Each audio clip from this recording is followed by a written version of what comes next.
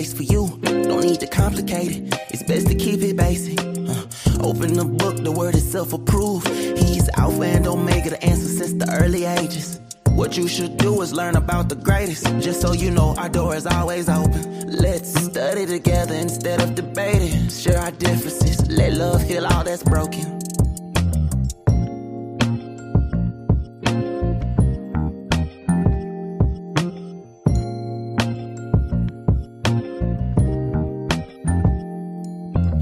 If you need truth, this is the place for you. Don't need to complicate it. It's best to keep it basic. Open the book, the word itself approved. He's Alpha and Omega, the answer since the early ages. What you should do is learn about the greatest. Just so you know, our door is always open. Let's study together instead of debating. Share our differences. Let love heal all that's broken.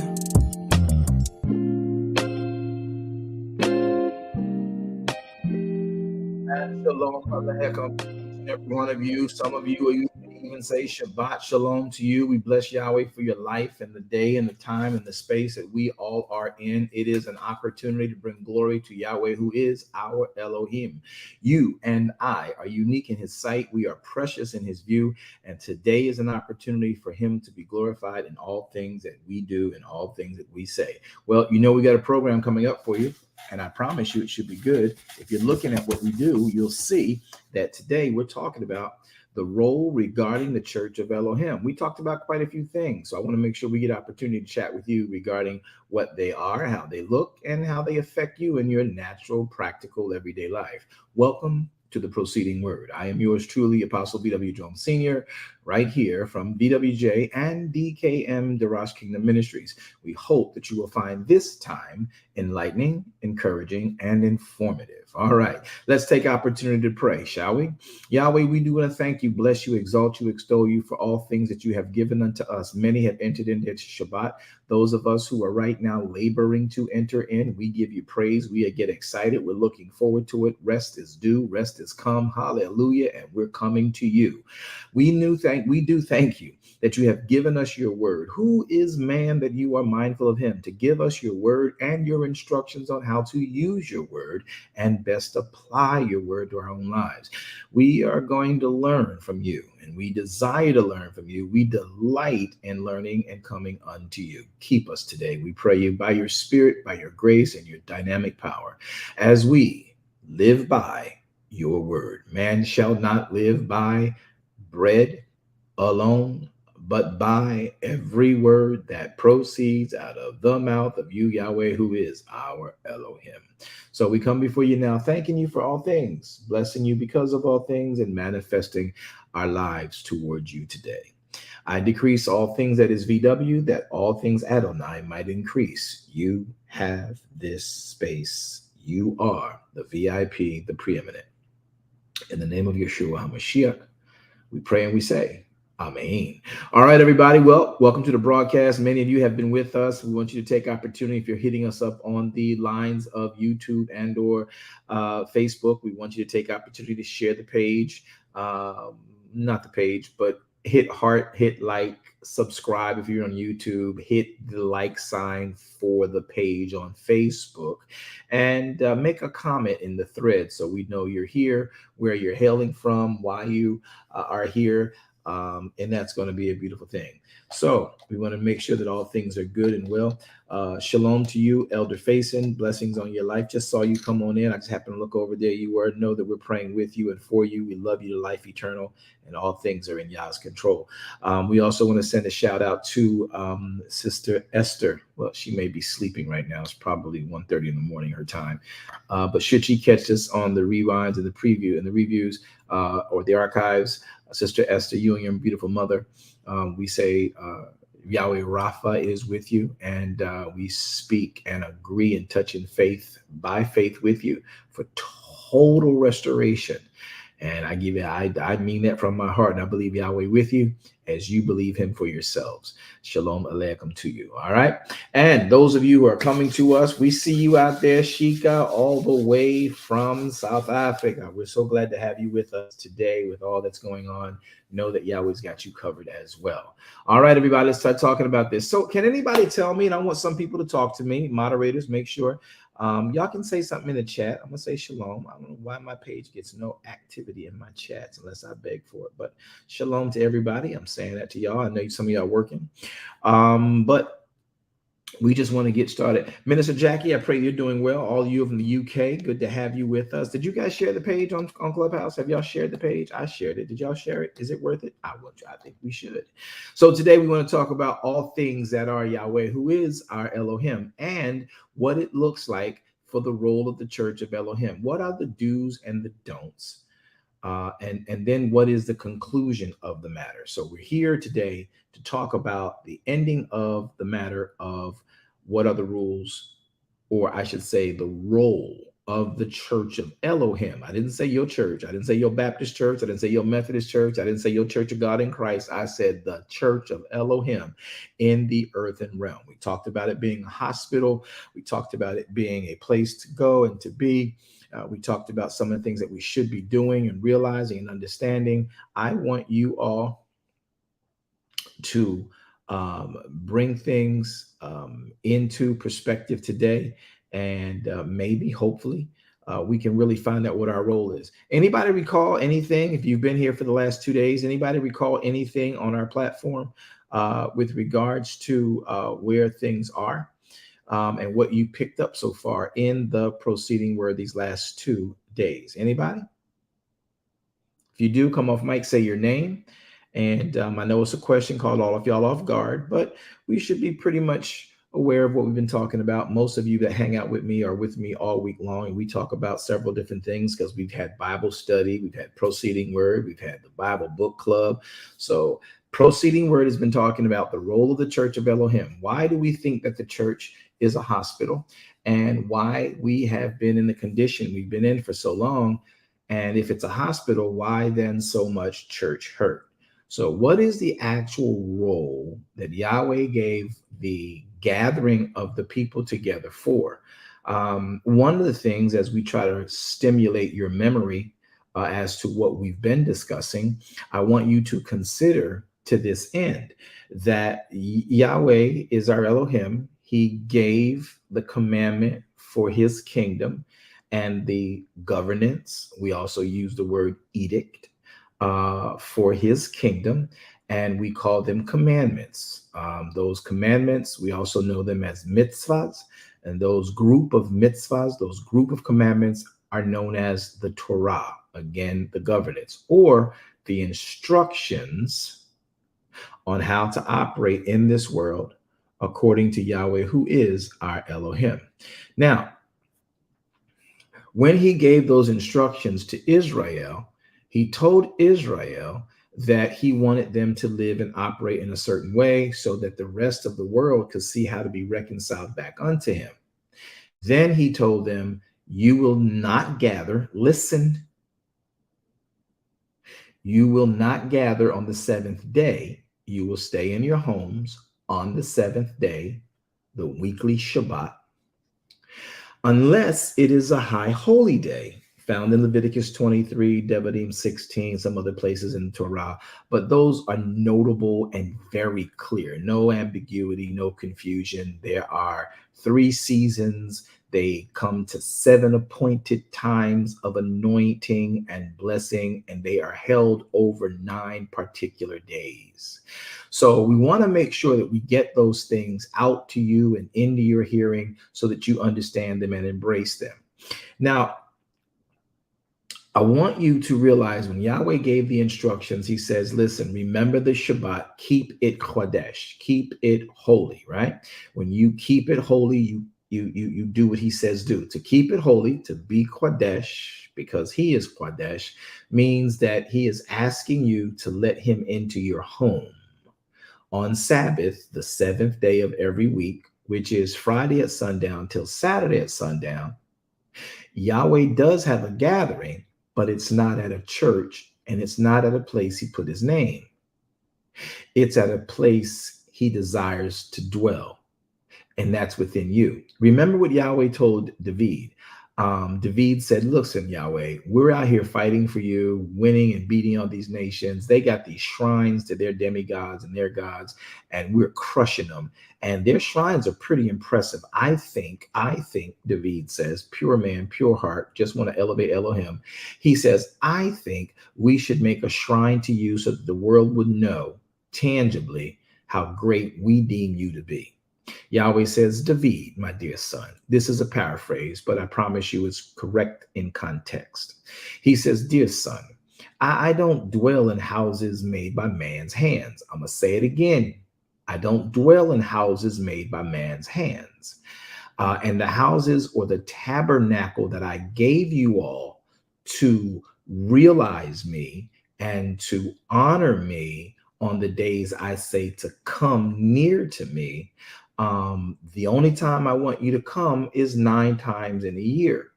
7 appointed times. They are feasts of Pesach, Hakat Matzat, Yom Bikurim, Shavuot, Yom Teruah, Yom Kippur, and the days of Sukkah itself as Hag Sukkah. And those are 7 appointed times over 9 days, stretched out over 3 seasons. Those days you come to the tabernacle I've asked Moshe to make. Now, David, you're asking me to let you guys build me a shrine. Just so you know, David, I know your heart, love you for your spirit. I don't dwell in houses you guys make. The houses that I dwell in are you. I made you. I dwell in you. It was designed to be that way before Adam kicked me out of you.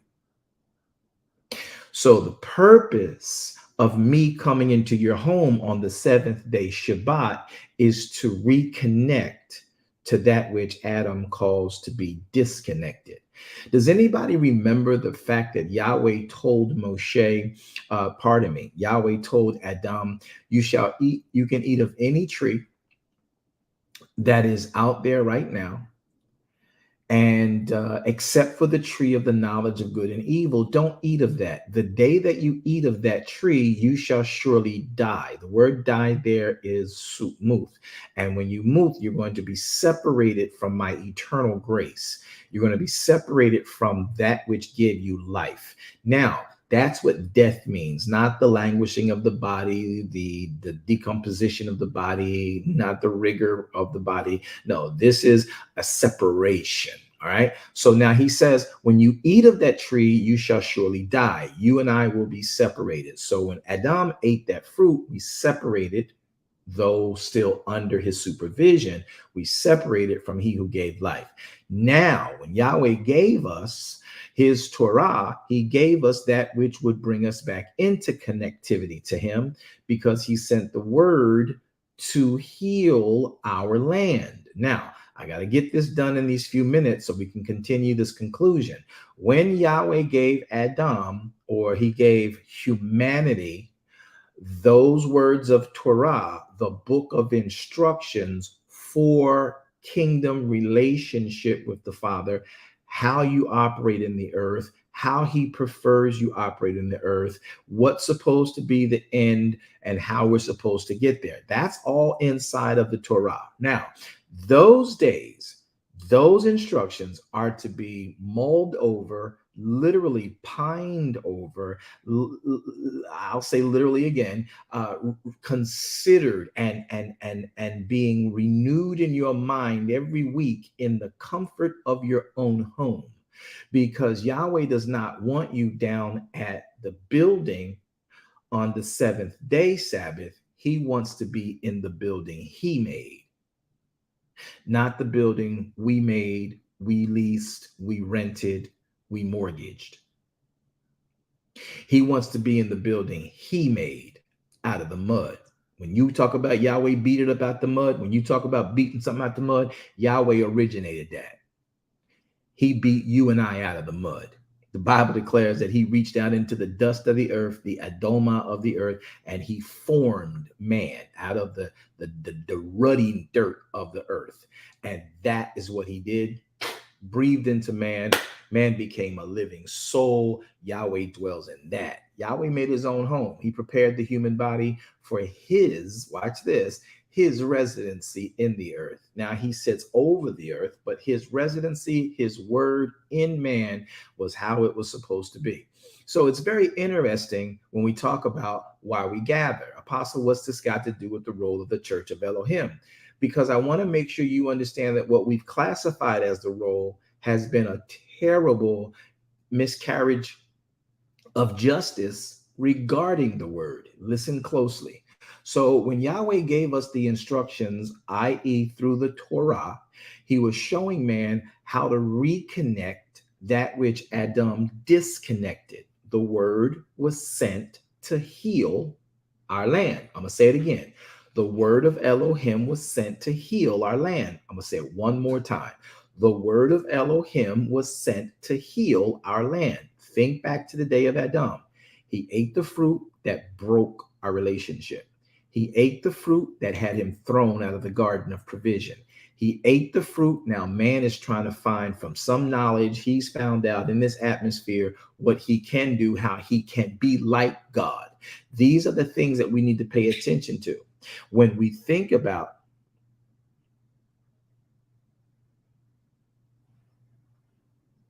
Elder Rogers, I'm not sure what you're doing, but okay. I don't Elder Rogers, is that something you want to post here? But I want you to make sure you understand that when he put things into the Torah, he gave us the instructions. He showed us what we need to know and understand. He tells us, remember the Sabbath to keep it Kodesh, because in it, I'm going to show you how to stay connected to me. I'm mending you. I'm repairing you. I'm putting you back into position that Adam had you dispositioned from. This is the importance of knowing what the church does. Why? Because we think that our job is to gather every Sunday, or what they call the seventh day, or every one day in seven. And some people are so convinced that you can make Sabbath any day within a 7-day span. And that's not true. So what are we digging about with this? That when Yahweh gave Adam those instructions, he broke something. He damaged something, and we all came in dead on arrival. But Yahweh gave the second Adam, and more importantly, he gave a shadow of the second Adam, i.e. the Torah, to bring us back to life, to give us that connection again, to bring us back to the Edenic domination and dominion man and humanity were supposed to have. So when we actually gather on a seventh day in the week, outside of the 7 appointed times in a year, Yahweh says, I don't want to go to a building you made. I want to come to the building I made. So let me in your home. And as leaders, you let me in, your children, your spouses, they will follow suit. And I will be and have the preeminence in your lives, in your private residence. And then your gathering on the days I say, come see me at the temple you made, the tabernacle you made, of which I gave you the instructions, the tabernacle you made for me, you will already have an understanding of who I am. And those with that understanding will gather because they all have one accord to come to that place, to gather at that place. Now, here is where we have to understand this, and I'm going to really conclude this today. People make the mistake of thinking that the church should resemble, or the family should resemble the church. It's the opposite. The church should always resemble the family, because it's the family who has a objective, a purpose, a plan, a unity, a camaraderie, a relationship, a family vibe that comes to where other families are, of like mind, of like purpose, on one accord. Uh-oh, there you go. He coming in the Honda. So when we're all on one accord, those families like that come to the same place, and we gather and talk about the one purpose, the one true and Elohim, true and living Elohim, and what we do going forward as a community. So the family is the template for what the church should look like. But instead, we reverse this thing by telling any and everybody to gather at a place, and we're going to tell you about God. We're going to tell you about church. We're going to tell you about this. And then you go home and turn your homes into what we have at the church. I'm pausing for an effect.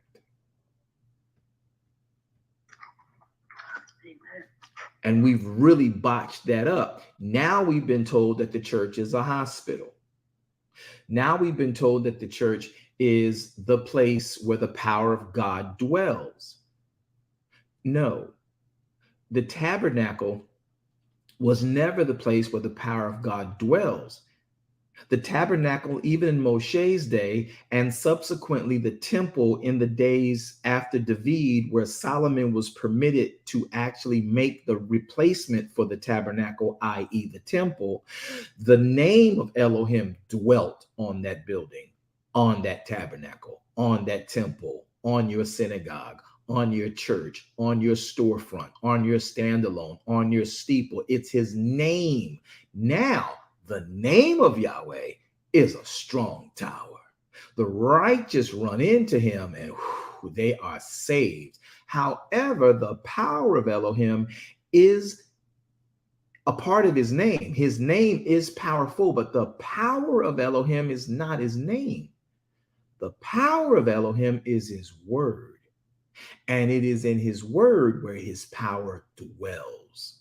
Because a name can't be a name without a word making it something. So an issue has to be labeled, i.e. named, and a name is a word. So the power is in the word. I need y'all to get that, because we have thought that we're going to go down to the church of God, and that's where the power of God resides. Come on. I was glad when they said unto me, let us go into the house of Yahweh our Elohim. Come on, everybody. Don't forsake the assembling of yourselves together. When we come into this one place, when we come on one accord, we'll be like Solomon's prayer. If my people who are called by my name would humble themselves and pray and seek my face and turn from their wicked ways, I will hear from heaven. Come on, everybody. Let's get together in this place. Let's hold hands. That's not the purpose of it. Come to the church so God can heal you. Come to the doors of the church are open. Come to Jesus. No, you don't come to the church to come to Jesus. You don't come to the church to come to the creator of heaven and earth and all that therein dwells and his virtue of power. The church can aid you in understanding it. But like me and many others out there, we didn't get saved in church. I got saved in the drug rehab amidst a myriad of belief systems barking at me about judging me for my drug use and my addictions and how I was being not responsible and blaming everything else in the world and being arrogant and conceited about what I am and what I do. And they all in their own belief systems came at me. And I went into my room after cussing every one of them out because they betrayed me, I felt. And I said, God, if you're real, help me. Now I knew about the God of Islam. I knew about the God of Zen. I knew about the God of Buddhism. I knew about the God of Christianity. And so I said, God, if you're real, help me. And what revealed itself to me was the writ. Actually, my old apostle T.R. Malone was just in my head, and I saw her pointing up. And it was pointing up to a one-way sign that says, there is one way to Elohim. And a song that resonated from my time of knowing her, Yeshua is the answer for the world today. Above him, there's no other. Yeshua is the way. The way. In him is the truth. That truth in him is the light. And any man who believes in what's in him shall not perish, as Adam had us on a course to do, but will in fact have everlasting life. Okay.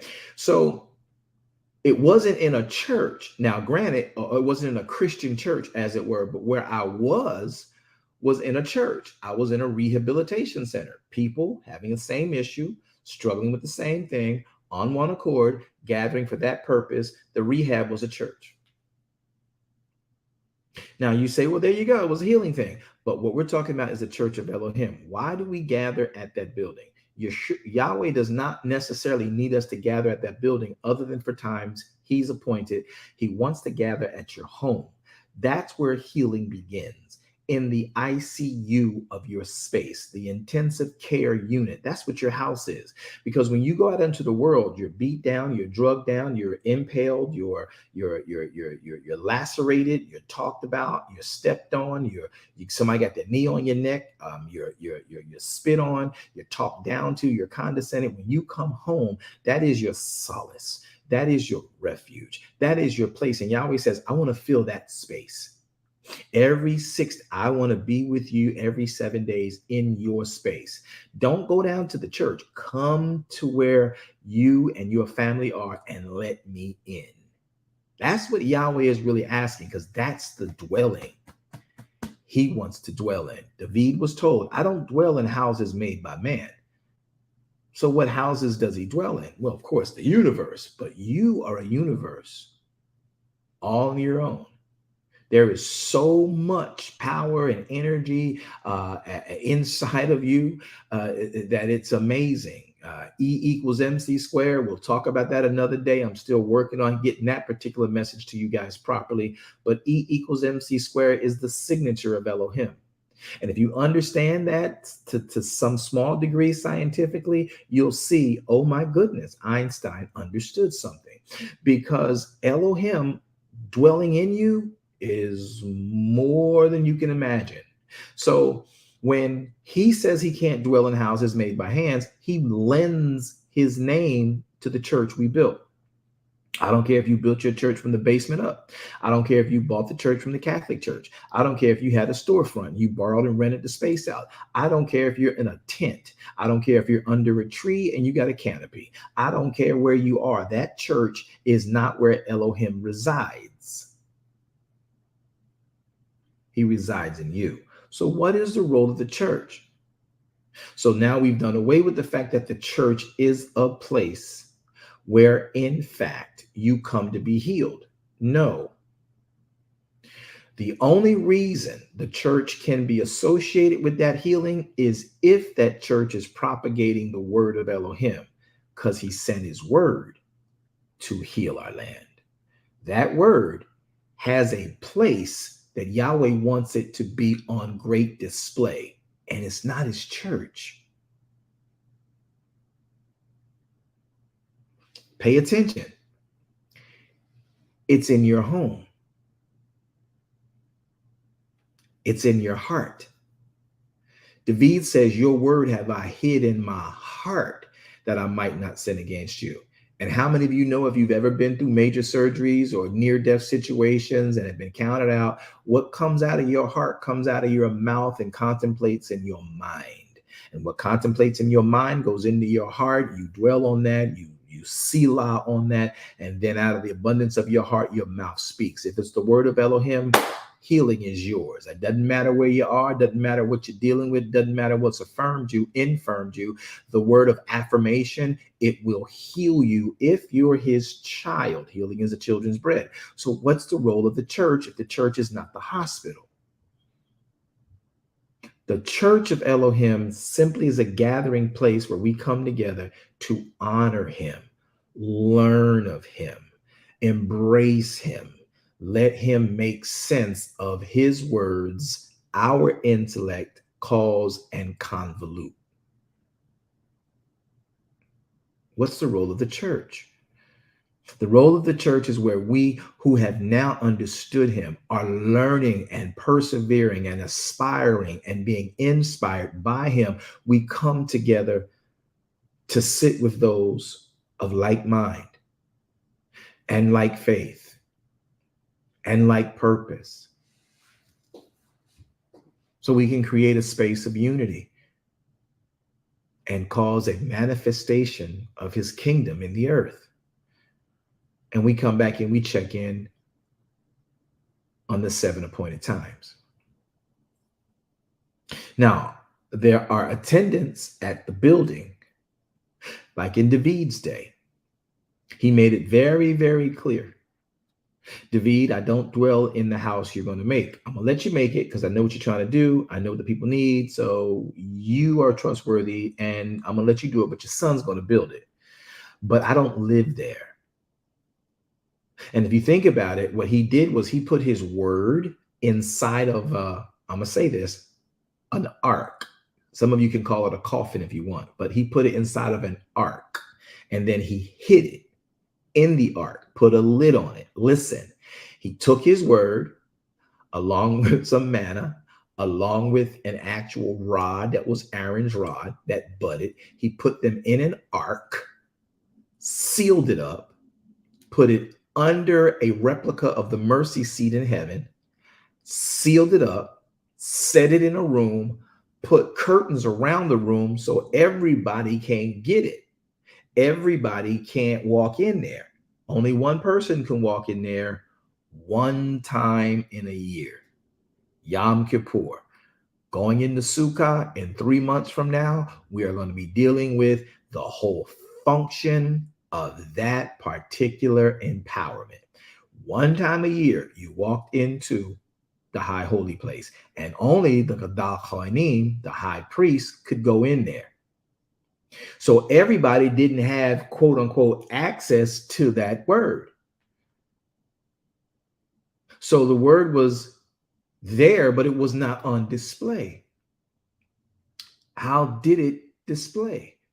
It was supposed to be through the lives of the priests who constantly disseminated what was in those writings, in that Ark of the Covenant, in the testimony of why the bread became so significant, why the budding of Aaron's rod was so significant, what the instructions Moshe received of Yahweh were for and about, how we live them out practically. But then the rabbis, over time, because of disobedience, began to make them, and as we like to say, augment those words, and then make their own writings, which were similar to the word, because sometimes it was uncomfortable to live the word quite the way it was written. And therefore, they started with the handwriting of man's laws. That's what killed us. So the point is, the word was in an ark, sealed under what we call the mercy seat, in a room deep inside of the tabernacle, in the back, hidden behind a deep, rich, thick curtain, unrealistically thick curtain, and hidden from the world. And only one man could go into that place out of a 12-month period of time. And this place was so deep and so just on the word of Elohim and the name of Elohim being lent to that place, that when the priest went in, he had to go in with a belt and a rope around his waist in the event that he was in sin and in the presence of the name and the word of Elohim, be deemed a liar or a hypocrite just by being in that space with that mentality in his heart. He could die, and they'd have to drag him out from underneath that curtain. So the word was not on display, though the word and the ark was placed there.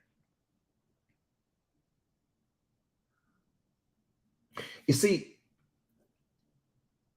Yahweh didn't dwell in the tabernacle. His name was there. His name was there. His name is a strong tower. But here's what I love about Elohim, and I told you before. Though his name is a strong tower, what he does is he honors his word above his name. Now, you'll hear me say this all the time, but we won't catch it all the time. There is a huge difference in his word, the power thereof, and his name and the power of that, which his name is our strong tower. The righteous who try to live his word, we have a place to gather in his name. It is our refuge. It's his strong tower. The righteous can run into this place, his name, i.e., the sanctuary, and be safe. But the word don't rest there. The power of Elohim has infected the word, because the word, the name is a word, which comes from the word. So when you think about what he has done, he doesn't leave his power in that brick and mortar or that wooden tent or that wool and gold. But his name is there. Now that's powerful. But that's not his presence. Now, what he does with you and I is different. On Shabbat, we ignite his word, not just his name. When you open that Torah in Shabbat and you begin to read his words, you are releasing his power in your home to free you from addictions, whether they are prescription drugs or contraband or what we call illicit and illegal drugs, whether it's alcohol, whether it's comfort food, whether it's deliverance from Chunky Monkey ice cream. I'm a living witness. He'll deliver you. I don't care what it is. If it's a deliverance from you being timid, if it's deliverance from you being a control freak, his word comes to heal your land, not the churches. Woo! Jones, did you say that out loud? I did. We did. Because we don't understand the role of the church, and we've made the church something it's not. Therefore, we've made the church our God. And our God is trying to hang out in our home. And he gives us a day. He says, y'all, on the Sabbath, meet me at your house. Let no man leave his dwelling place. Did y'all know that's what he said in his word? Did y'all understand that that's what his word says? Let me show you. I'm going to put it on the screen so y'all can catch it. Shemot, chapter number Shemot 16. I want y'all to catch this. Watch. This is so important. Exodus chapter 16. I want to conclude what the church's role is. Exodus chapter 16. Now watch this. It's very important. He says in verse number 25, Moshe said, go eat today, for today is the Sabbath of Yahweh. Today you shall not find it in the fields. That's manna. Verse 26, 6 days shall you gather it. But on the seventh day, somebody say the Sabbath. Somebody say the Sabbath. Somebody say the Sabbath. All right. Sabbath. On the seventh day, the Sabbath, in it there shall be nothing for you to gather out there on the mountainside. Verse 27, it came to pass that there still went some of the people on day 7 for the purpose of gathering. And guess what? Like promised, they didn't find any manna. Verse 28, and Yahweh said unto Moshe, how long do you people refuse to keep my commandments, my mitzvahs? How long do you refuse to keep my Torah? Verse 29 says, see, for Yahweh has given you, see, pay attention, see, verse 29, see, for Yahweh has given you the Sabbath. Therefore, he gives you on day 6 bread enough for 2 days. So everyone abide, every man in his place. Let no man go out of his place on the 7th day. So the people rested on the 7th day. See, Yahweh wants to meet you in your home on the 7th day. He don't want to meet you down at a building on the 7th day. Now, he does want to meet you at a place where his name has been rendered. And those times are called the Moedim. Those are called the high holy Sabbaths. And they may not fall on the 7th day. They are days that he has appointed Pesach, Hagat Matzah, 2 days. Yom Bikurim, calling that first fruits. Then in the summer, he wants you to come during Shavuot, erroneously called Pentecost. Then in the fall, coming up in 3 months, September the 15th at sundown, you're going to be entering into the feast season of Sukkah, which starts a new Hebrew year, but that day is called Yom Teruah. The next day, 10 days later, is called Yom Kippur. 5 days after that, there's going to be 2 more days. First one is going to be on the 15th of Tishri, which will be called Sukkah, the first day. And then 8 days later, Sukkah, the 8th day. Those are 9 complete days that Yahweh says, come to the tabernacle. I'm going to meet you there. But any other Sabbath, like the 7th day, the other 52 weeks in a year, plus those 7 days, the other 52 weeks in a year, Yahweh says, you go home, I'm going to meet you at your house. That's where my word, you rehearse it. So that in these 7 days I give you throughout the 365 days of a year, you, when you come to my sanctuary, will be familiar enough with the word to read my word on display before the people. That's only 7 appointed times, which equals 9 particular days. And you come to the tabernacle, you come to the temple, you're supposed to come to your synagogue, your church, wherever it is, to read his word, present your body, a living sacrifice, and present whatever sacrifice Yahweh has asked of because of the instructions in the writ. The writ contains the power of Elohim. You can't get around it. And I know that there are many things that have been said based on theology that, Jesus is our salvation. Jesus is our power. I love Yeshua. I literally worship and honor him for his completion of demonstrating and manifesting and what we call ensample for us, the word of Elohim. But watch this. It's the word that is our power and salvation. So the role of the church is to be a place where those of like mind who believe this can come and gather and talk about it. It's not where it starts. It's where it's fostered. It's where it's brewed. It's where it's put on a laboratory bench and experimented with, not experimented in a bad way, but experienced amongst peers, amongst other colleagues of the same mindset and mentality. See, the church isn't the hospital for healing. Your home is, because that's where the word wants to come. And when everyone who is at home is now filled with that word, brings from their home to a place we all of this faith say we gather, then we'll bring the word with us. That's why the Bible says, oh, how beautiful are the feet of those who publish the gospels in the mountains of Zion. You and I are carrying the word. Wherever we go, the word is with us.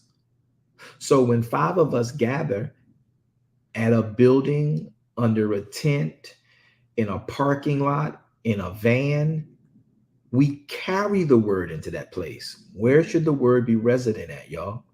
In our homes. Every Sabbath, your Bible should be open. And I don't mean the Psalms 23 on this big Bible you bought 35 years ago that you opened up and put on your coffee table. Or I don't mean under the picture of the 12 disciples sitting at a wooden table on wooden chairs at the Last Supper, a picture in a mural in your front room. That is not what we're talking about. The role of the church is to be a laboratory, is to be a place for all like this mindset to come together and hash out what we've understood of the writ while we were in the privacy of our home, how we carried it throughout the days of 6 days and worked. And now, you know what? I ran into a bump. You know what? I ran into this. I'm hearing the word say this, but how are you putting it? Well, you know what? They've been in this longer. Hey, bro, come here, apostle, pastor. That's a seasoned teacher. Bring that sage over here. Hey. All right, so I was in Sabbath at home and I was talking to my son Billy, and we were going to and then my wife came in and we were talking about it, and then later on, so what does this really? How do I get this right? See, that's what the church is for. Not for somebody to stand up and judge you and point finger at you and tell you going to hell because you doing this, expose you for your sins and all of this. And let me tell you one more thing the church does not do. The church is not there so that you can find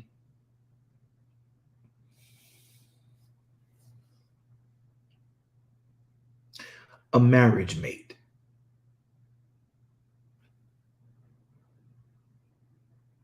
It is not a new dating site. Your pastor should not be trying to matchmake you with someone in the congregation. Oh, well, if you're not saved, if you saved and you in this church, you should come on down here because we're going to pray for you now. And if you've not found a husband or you've not found a wife, we want you to come on over. We're going to start fellowshipping with more churches so we can bring more saved people around, because you need to be married to somebody who is a Christian. That is not the purpose of the church. That is the control mechanism of a person who has gone wild with their level of authority. Did anybody matchmake Paul? Did anybody try to matchmake Yeshua?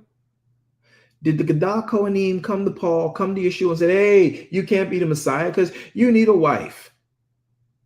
Paul, you can no longer be, you need a wife. Do you have a wife, Paul? No. Mary Magdalene was not forced once she got saved and delivered and put into a perspective of what her purpose is, and then told, you need a man. Paul, even to those who were Goyanim, who were Gentiles, who were technically heathen, he did not go to them and say, you need to get married, contrary to how we've been carrying this passage. Oh, you need to marry unless you burn. Do you know why Paul told the Corinthian church that? Because in Corinth, they came from another faith system. They came from a faith system that the people in the community and a part of their fellowship would literally have illicit relationships with the priests, men, and the goddesses, the priestesses, the females of their congregation as a service to their demigod. So their culture from birth was to engage in said relationships, which had no connection to anything other than service. So therefore, they were introduced to these types of emotions and feelings and activities because it was a part of their faith system. Now you've converted into the faith. You didn't come up like we came up, Paul said. And what we would do is abstain from that until we found our mates. Now, everybody, and not everybody obeyed, but for the most part, our culture, we wait until, in fact, Yahweh has given us what we need in a relationship with a spouse, and there is a way we select that spouse. But for you, Corinth, you guys have been engaged in sexuality from knee-high to a cricket. And your faith system did this as obligation and worship to your demigodery. So, your now appetite for this, we need to sort of kind of help you bring it and rein it in.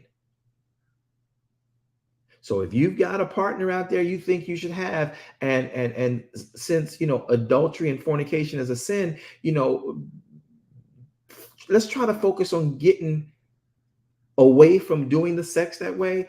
So if you're with someone, it would be good to marry rather than burn, based on the fact that you're committing fornication.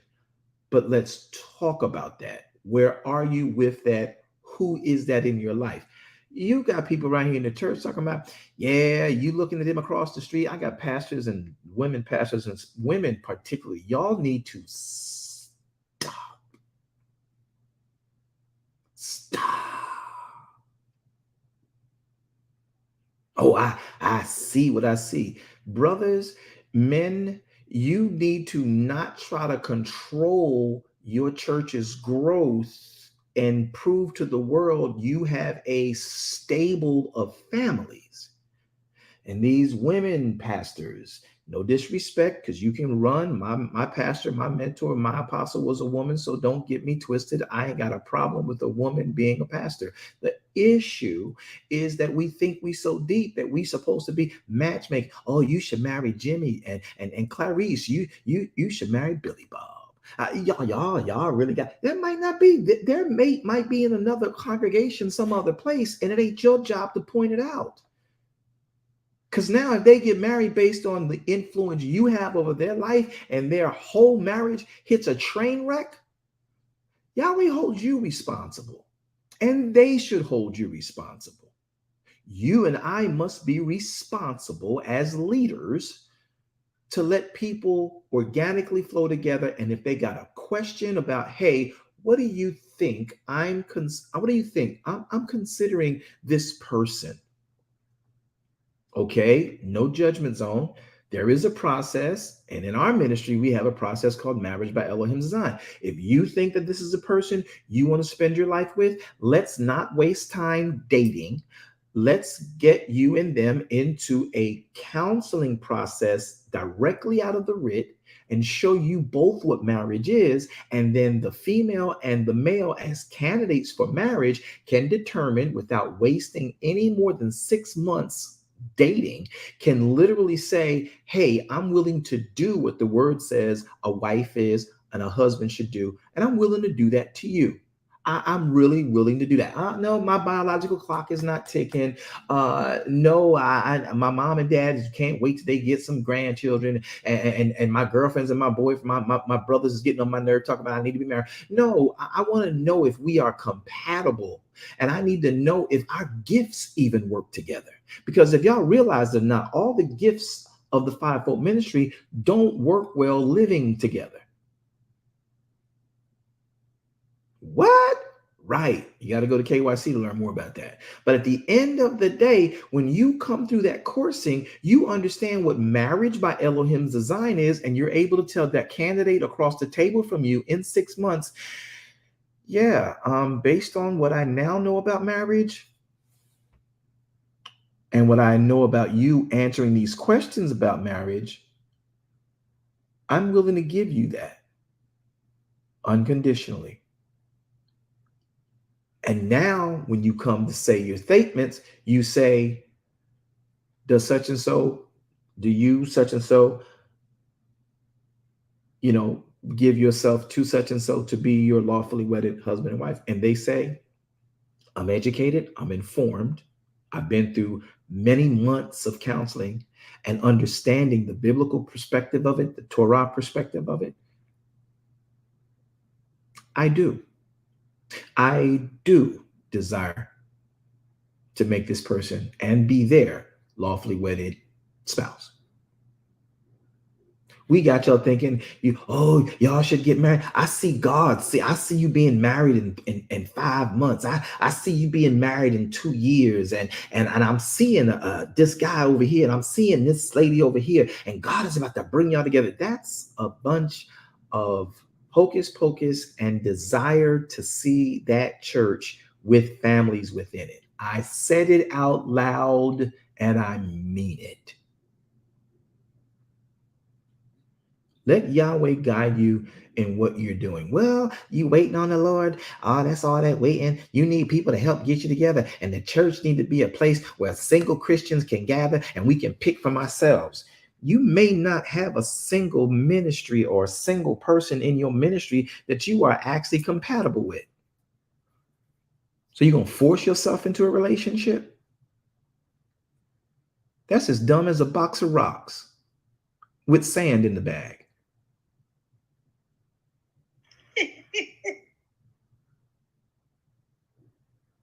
But that's what they taught me. And well, and I'm not saying that it's not possible, but that is not the purpose of the church.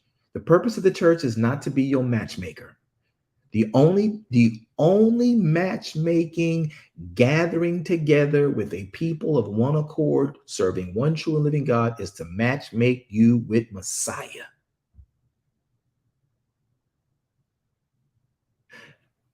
Not with sister and brother kumquat. Let them find their organic flow. And then when they become curious, I wonder if you and I can have a life together. The two of them, being wise, would say, let's consult someone who is of age and someone who understands the writ and our faith system, and let's see what the word says. That's your dating process. Not you going out to the club or going out to dinner every 2 days. No, once a week, sit together, talk about, can we be a real marriage? Do we have the mentality? Because you look good. The children will be beautiful. And you can cook, so I know I'll be fat. And my love language is caring and caressing. And so I know we'll be able to, but can we live through life and still fulfill his purpose? That's a different conversation. Then God has anointed you to be married to this woman, and I think that God has anointed me to be. And if that's not the purpose of the church. The church is not a dating arena, because you don't date Messiah, you marry him. That's the only possible marriage connection, matchmaking that should be done inside of a place called the Church of Elohim. The Church of Elohim is a place where others loving Elohim come to get more resources about Elohim. It's not a place where you make converts to Elohim. This is where converts end up coming to stay consistent in Elohim, not to be preached at, judged, and pointed at. You go to a synagogue's church and watch how they teach and what they do. They don't do like we do in certain Christian churches, no matter what the denomination. Hellfire and brimstone, and you're going to hell. You're on TikTok and you're going to hell. That is not, there's a whole different way of things. So the Church of Elohim, in conclusion, is where lovers of Elohim first, and that love starts at home. It don't start at the church on the corner. It starts at home. And when you fall in love with Elohim, he will guide you to 7,000 like you who have not bowed knee to Baal. You don't just go to a church because they advertise and we got Jesus over here. The church alive is worth the drive. I hope I didn't get myself in trouble with nobody's trademark. And I love my church. I don't love my church. I love the God of my church. That's where we need to be. I hope I've done my job today and shared with you some very good information. Very quickly, anybody got a thought or a comment that you'd like to share or make?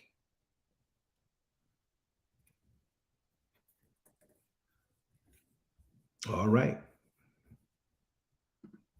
No one? Rogers. All right. Well, Rogers, go ahead. What you got? Shalom to everyone. You had seemed to not understand the post I put in the thread on Facebook earlier. When you had asked what we learned, that's what I took from the last time, and not to go back from where you are now, just to make that clarification. And as to where we are now in the conversation, I am totally in agreement with you, because during my lifetime, I've experienced that. I've had it indoctrinated in my mind that if you didn't belong to this particular organization, then you're going to hell. And once I realized that what they were saying, I got out of that. But if you're not aligned with what the church is saying, you wind up having the church be your God and not Elohim being your God. So very true. And with that, I yield the mic. So very true. And thank you for the yield, and thank you for the impact of importance. Thank you for the important information you just shared, because that is true. People have told you, well, if you ain't a part of this, you go in and, you know, there was an old joke, and there was a Baptist pastor who was with an ecumenical group. And it's just a known joke. There's variations of this. I'm going to give a quick, short, brief version. And it was this way, that, the Baptists felt like they were the only ones going to heaven for a long time. You thought it was the Seventh Day. You thought it was the Jehovah's Witness. No. The Baptist was like, yeah, well, we're the ones God has called and we'll be in heaven. So over time, there was enough argument to prove that their theory wasn't correct. So they said, okay, we'll concede.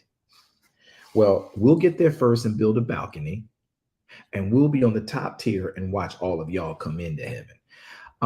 There are many variations of that joke, but that's the mentality of certain denominations. They think that they're going to be the ones going to heaven. Listen, or they're not going to be going to heaven and everybody else is going to hell. I need you to understand. It doesn't matter what your denominational flow is. It all should be aligned with the Torah. If it's aligned with the Torah, I don't care if you like red, blue, green, or purple. I care that you like and love the blood over your heart. Your fashion statement, Baptist, Methodist, Presbyterian, Lutheran, doesn't impress me. Your posture of your heart towards Elohim's word and compliance thereby, that, beloved, that is what Yahweh looks at the most. So we can get past all of this stuff about, well, if I'm Jehovah's Witness, if I'm Seventh Day Adventist, if I'm a Hebrew Israelite, if I'm Jew, if I'm Messianic, if I'm Orthodox, if I'm Yemenite, if I'm Mennonite, all that dressing don't mean anything to me. That's the way you prefer to wear your clothes. That's on you. What's your heart posture? Do you love Torah? Do you comply with his instructions? Because that's the kingdom of heaven. Elohim so loved the world, he gave his only begotten son. Who's the son of God, y'all? Adonai. He loved the world so much, he gave his only begotten son, Adonai, that whoever believed in Adonai should not perish, but have everlasting life. So Adonai is the word. The word is the power of Elohim. The word is what made everything. The word is where our salvation lies. Our compliance to the word is what makes us please the Father. I can't come into heaven or his presence if I'm not pleasing him. By faith, without which it's impossible to please him. So his word, faith comes by hearing, hearing comes by his word. His word has to be lived and complied with in order to be pleasing to the Father. So he can say, because the word is instruction. Somebody say the word is instruction. 1, 2, 3. The word is instruction. The word is instruction. So the word is instruction. Watch this. And this is what Yahweh is going to say. Depart from me, you worker of iniquity, or well done, my good and faithful servant.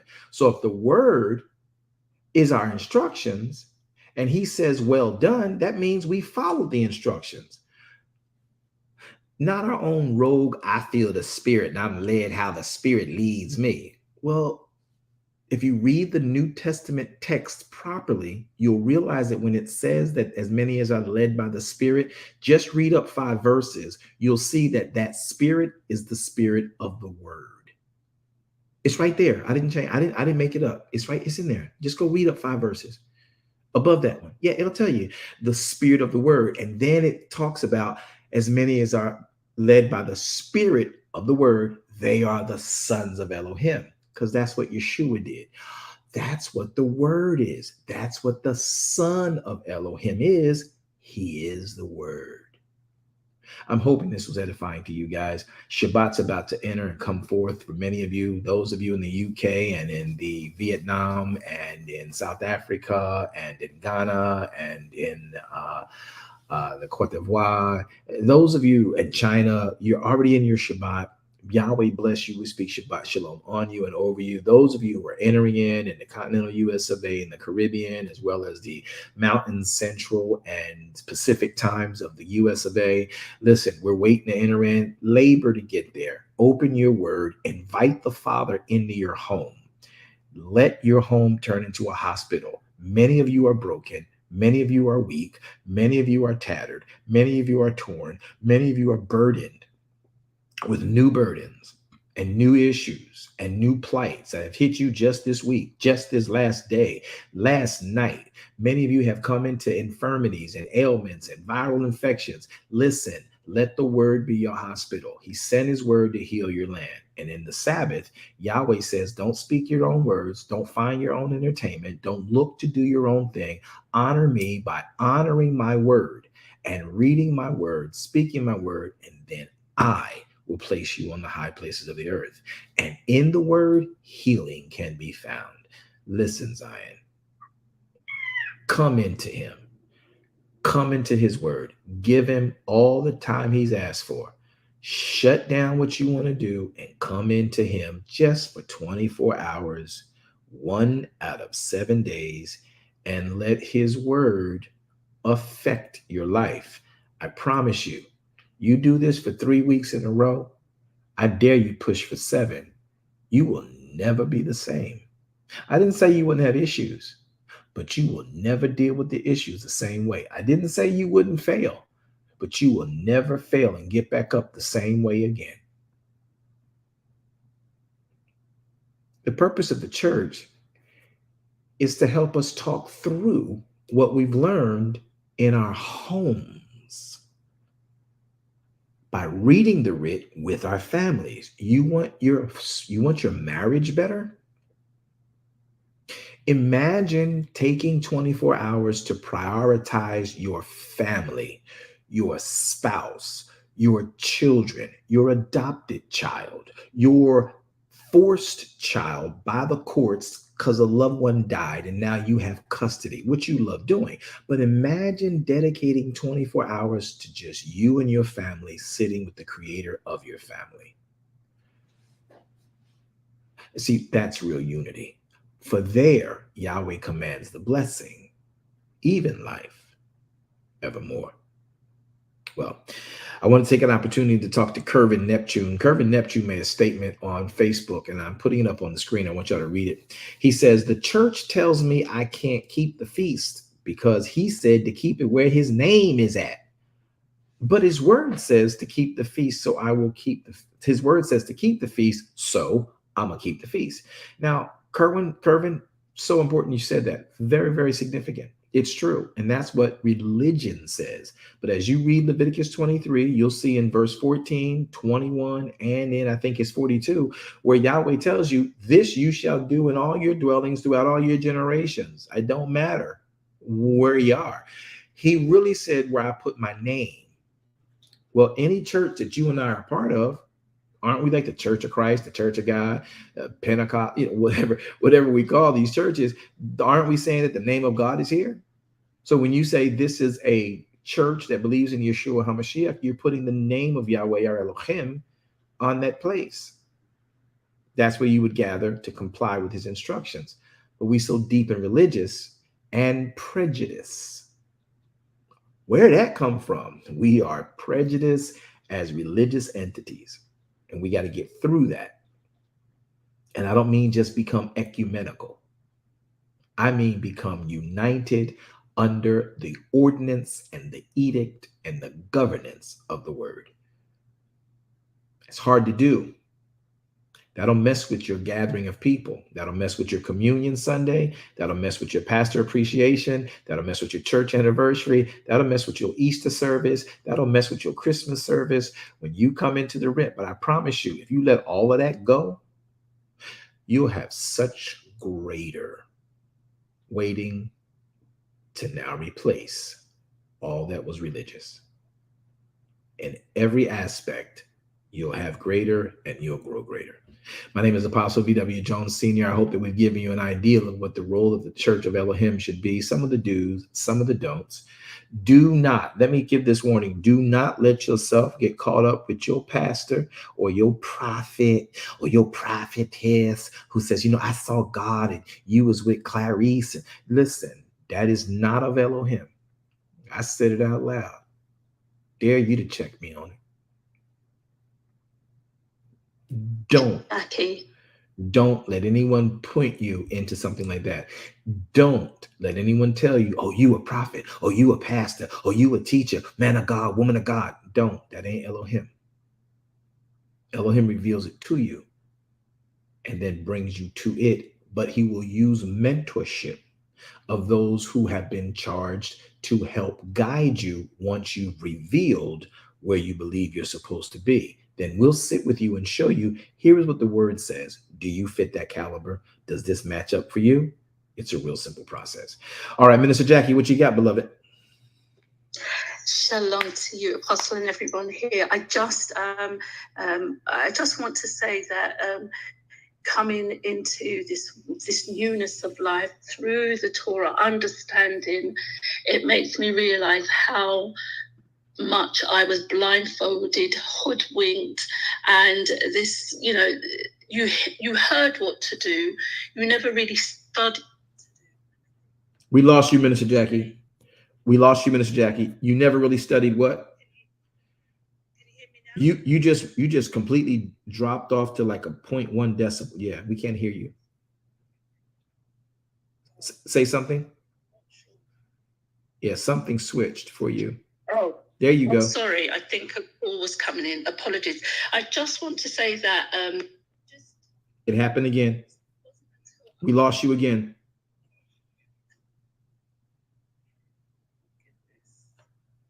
Take your time. You're good. Must be important. Okay, no, it's not important. Just wanted to say that it wasn't till I came into the understanding of the Torah and what its references to our life. It really does rejuvenate life, because I realized how much I was blindfolded and hoodwinked in doing what I was told to do. We lost you again, beloved. I want to hear this because I think it's important, and I'm going to let this be the last thing because we got to get moving. I got to get set in one more time. Yes, I just want to say, I'm going to say it really quickly, is that it's the Torah that reveals and exposes everything. That's true. Into our lives, and we're not taught this. We're not taught this pure, simple. You say to us all the time, we do way too much, and it is so true. I was a key tick box. Did you return service? Did you do your tithes? Did you do this? And all of those doing never, ever equated to that complete feeling that you feel as a believer. So you're always looking for something else, but not knowing what it is. So this teaching has really helped me to filter, so I don't feel guilty, because you cannot, even though I've left that sort of, way of fellowship, you still feel guilty. You're still looking, am I doing the right thing? Mm-hmm. Is this right? And especially when people look, and exactly what Brother Kervin says, that you keep the feast, you honor Sabbath, those that you fellowship with look at you like you're a strange entity. And so for me today, I'm just so grateful, because this does reaffirm that I am on the right path. And this is where the Father wants me to be, because all what I was doing previously, I was burnt out to the point where I nearly lost my mind. That part. To the point where I walked in the wilderness for 12 years, and I've shared that testimony with you, Apostle. So I'm grateful for the do's and the don'ts. And if you know it, you know it. That's it's as simple as that. If you know it, you know it. I love it. If you know it, you know it. And it's so very true. And people, we do way too much, only because we were never taught what to do by the writ. We were taught what to do by religion and the entity and the empire of that denomination. Zion, listen. Minister Jackie made a very good point. I'm going to take you to Hebrews chapter 12, and I'm going to Hebrews chapter 4, verse 12. She said that the word reveals everything to you. You've been saying it for years. Let's understand it now. Verse 12, Hebrews chapter 4. For the word of Elohim is quick. It is powerful. It is sharper than any two-edged sword, piercing even to the dividing asunder of soul and spirit, and of joints and marrow, and is a discerner of the thoughts and the intents of the heart. So if I read this in context, not just all of the content, I can read it this way. For the word of Elohim is a discerner of the thoughts and intents of the heart. Now, here's where it gets really good for me. Everything in chapter 4 above verse 12 talks about Sabbath keeping. Because in Sabbath, you only speak his word, the very thing that can expose and reveal the intents and the thoughts of every human, yourself, your opposition, your peers, your colleagues, your ailments.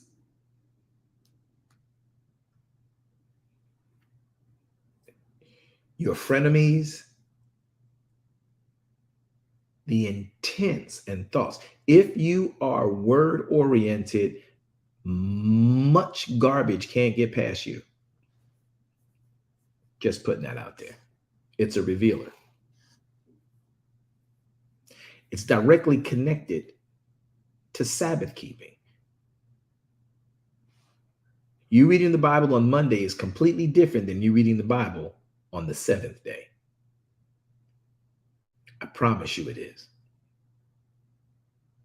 Well, my name is Apostle B.W. Jones. It's been a pleasure and a joy being with you. This is the Proceeding Word. Remember, we are here every Monday, Wednesday, and Friday, and we are going to be here again on coming Monday. We have a message for you guys to set with, and that's going to be aligning your hearts with the word of Elohim. That's another dynamic process of thought I want you to get through. But this week, we had to get into the role of the church, the do's, the don'ts, and give you some stuff you hadn't considered. I hope that's been edifying and you've been blessed by it.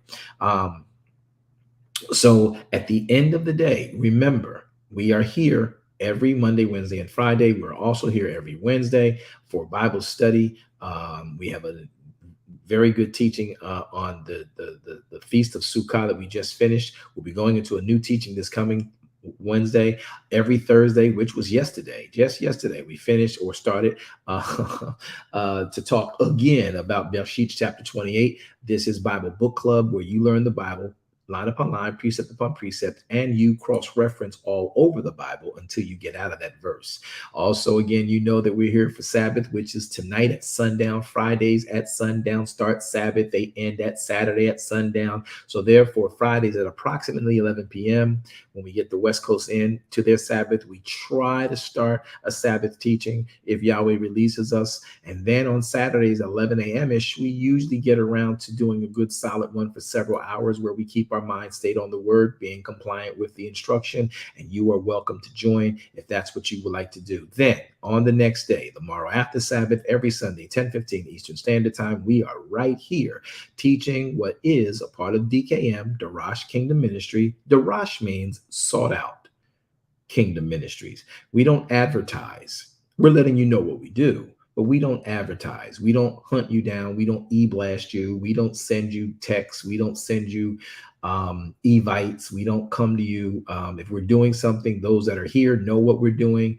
And we just remind each other of what we said we're going to do and why we're going to gather. But we do not make advertisement of this. That's not how the kingdom works. You advertise by living your life, and people should follow you, not answer your ad. Make that a quote. So more after Sabbath service is when we tell and share what we're doing here in DKM and BWJ Ministries. If you're a citizen of those posts, you should be here every time. Remember, we bless and pray Yahweh shalom over your life, harmony, wholeness, health, soundness of mind, completeness, fullness, rest for soul, wealth, health, safety, tranquility, prosperity, perfectedness, and welfare for your being. That is shalom. All right, everybody, it's been a pleasure and a joy. Don't forget, we are going to be moving into the ideal of Sukkah come come September the 15th at sundown. That'll be Yom Teruah. 10 days later, it'll be September 24th at sundown. That's Yom Kippur. 5 days after that, September the 29th, that's going to be Chag Sukkah. And then 7 days after that, it's going to be 10/6, October 6th. That's going to be Chag Sukkah, the end. And then you will have completed the Feast of Yahweh in this year, 2023. However, you have entered into the year 5784 in September the 15th. That will be a time you want to prepare for. I'll be teaching about this on Sunday. You don't want to miss it. Look to see you then. Again, V.W. Jones Sr. here for the Proceeding Word. Any questions or thoughts you have, hit us up in our inbox, back channel us, go to our DM, do what you need to do. Holler at us. We love you to life eternal. And for those of you who have signed up for KYC, the coursing of KYC, we want you to remember we're starting that this coming Tuesday. You have one chance to get this in. Get it to me before sundown today. Let me know you want to be a part of it. There are, again, payment plans available. There are very few. I don't think there's any more scholarships left. I think they've all been occupied, but there are payment plans left for those who'd like to register to know your calling so you can understand your purpose in the earth a whole lot better. Register now. All right. Be a part of that. Yahweh will bless you. I promise you. And this is the truth. Man shall not live by bread alone, but by every word that proceeds out of the mouth of Yahweh, our Elohim.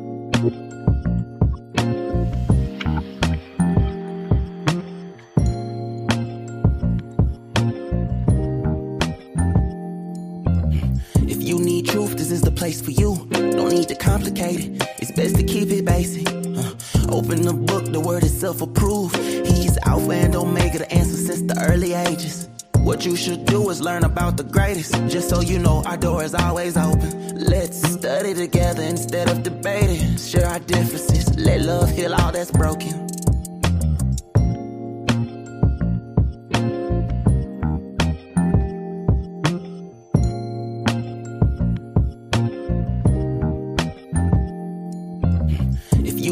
This is the place for you. Don't need to complicate it. It's best to keep it basic. Open the book, the word itself approved. He's Alpha and Omega, the answer since the early ages. What you should do is learn about the greatest. Just so you know, our door is always open. Let's study together instead of debating. Share our differences. Let love heal all that's broken.